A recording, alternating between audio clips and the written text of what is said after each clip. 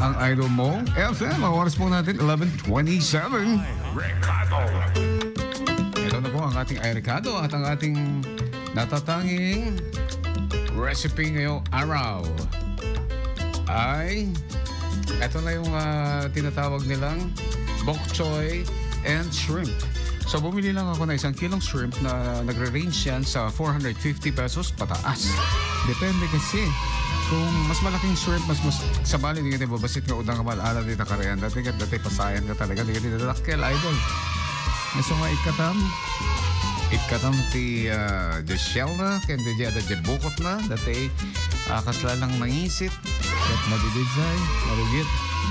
Salt and pepper to taste, olive oil. Kung walang olive oil, canola oil. Kung walang canola oil, chainsaw oil. Wag ha.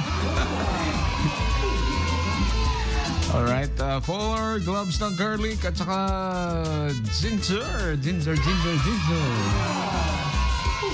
Ang ginger na imas ti laya-laya itata aglalo no balatong ti laukam.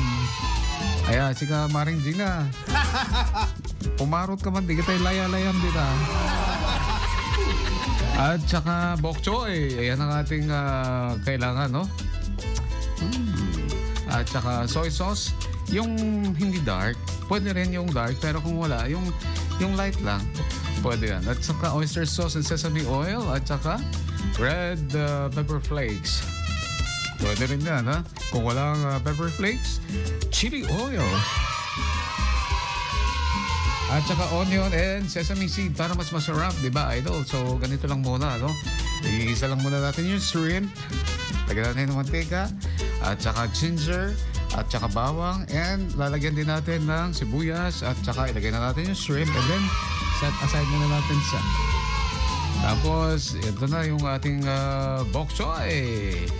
Bok choy!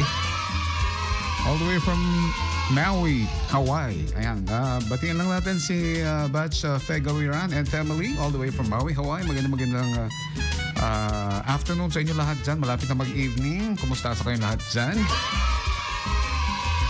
Pagkatapos, eto na no, imimix na natin yung oyster sauce at saka sesame oil at yan, ilalagay na natin sa ating kawali at syempre, ibalik na natin ang shrimp.